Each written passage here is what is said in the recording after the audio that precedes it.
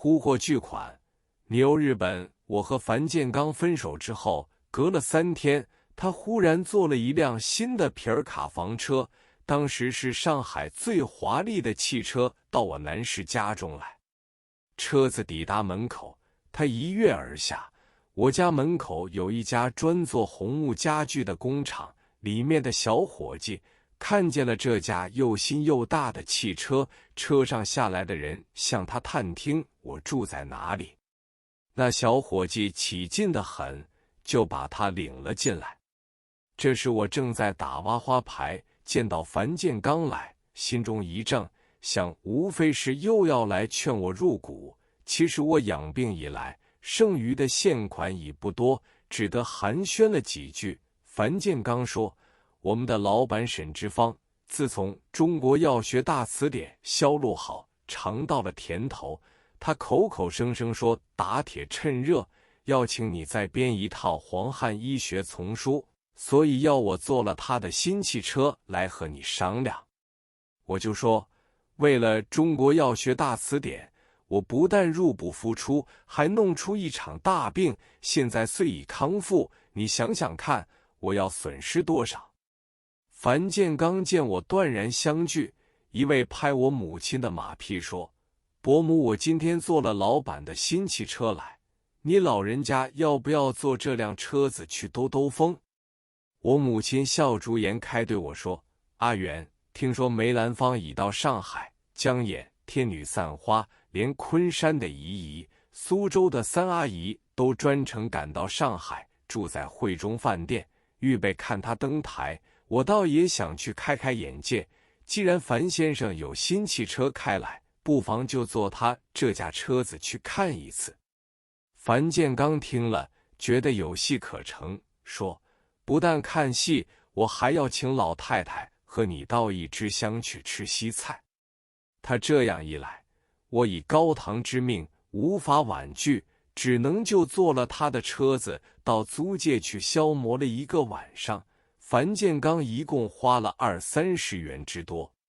在一支香进餐时，我抢着付账，樊建刚坚决不肯。我说，请客是一件事，编书是另一件事，非等2-3年，我是无法再编的。樊建刚听了我这话，只是笑而不言。次日下午，樊建刚又来了，他说，书局老板都是蜡烛，不点不亮，好多穷读书人把稿子卖给他，总是横求竖求不肯接受，现在他倒过来向你横求竖求，并且授意我，你有什么条件尽管提出，他一定全部接受。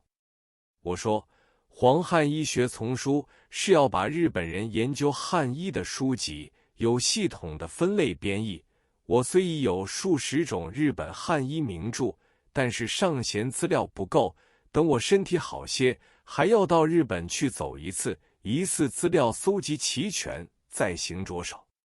樊建刚说，那再好没有了，算起来到日本去一次，旅游之费至多不过200元，买书之费也不会超过200元，除了原来送你的6000元之外，另外叫他再加送你1000元，我看也差不多了，就请你答应他的要求吧。这时我心中已有些动摇，也很想趁这个机会到日本去玩一次，对身心不为无益，我就说，有机会不妨谈谈。谁知道樊建刚立刻掏出一份用华文打字机打好的合同，其中只有稿费项下，还空白着未填数字。他说，你填上7000元吧，保证老板不会有异议。我见事情已到这个地步，无法食言，因此就在2份合同上签了名。樊建刚觉得不辱使命，开心得很。到第3天一早，他就把旅费1000元及预付稿费2000元分4张装票，一共5张一起送来。我母亲见到这个情形就说，你不可以要钱不要命，难道你又想赶出一场病来吗？我说，这回我有了经验，会轻轻松松地来处理这件工作，何况合同上没有限期，我是不会赶出病来的。我母亲仍然戚戚以为不可。我当即把500元的一张庄票送给母亲，她不肯接受，并且还要我退还给樊先生，推三推四，总算母亲才接受了去。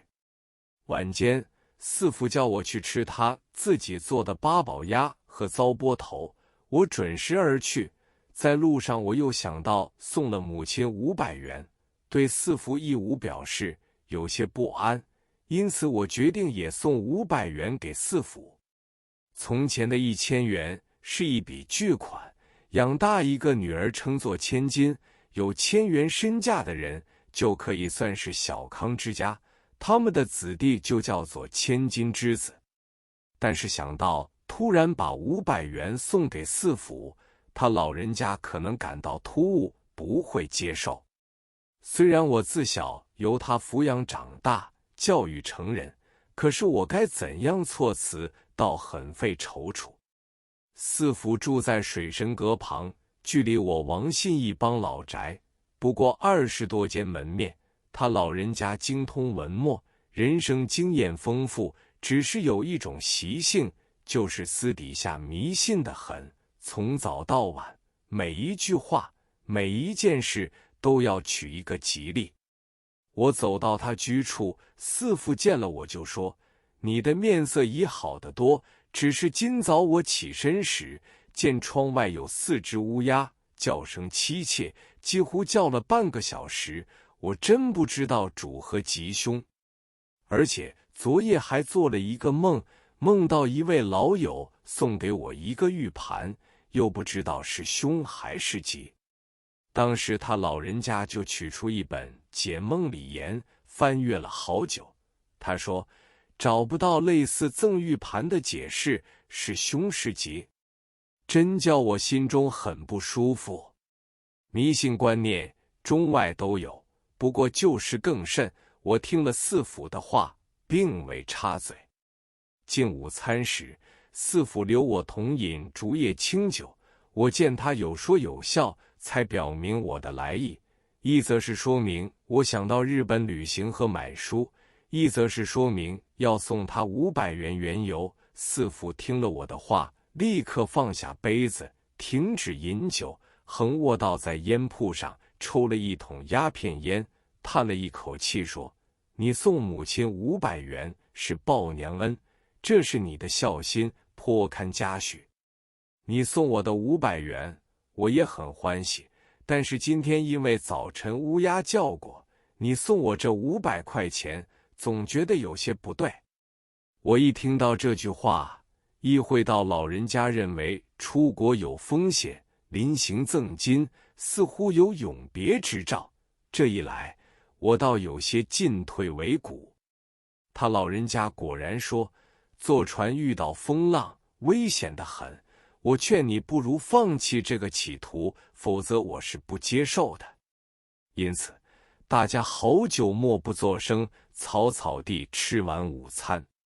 餐后，四父本来有午睡的习惯，他说：“今午我不睡了，不如同到海神庙去求一个签，以定行止。”我觉得老人家既有此意，不可为傲，只好跟了他到青龙桥海神庙一行。